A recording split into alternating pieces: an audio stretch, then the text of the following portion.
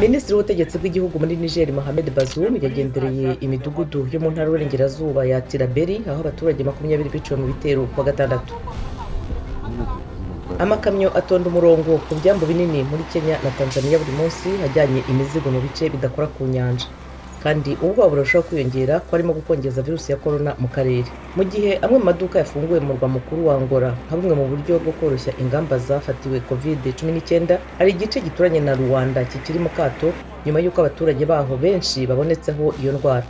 ONU iraha ibiribwa abimukira bari i Tripoli mu gisibo cya Ramazani muri ibi bihe by'icyorezo cya virusi ya corona.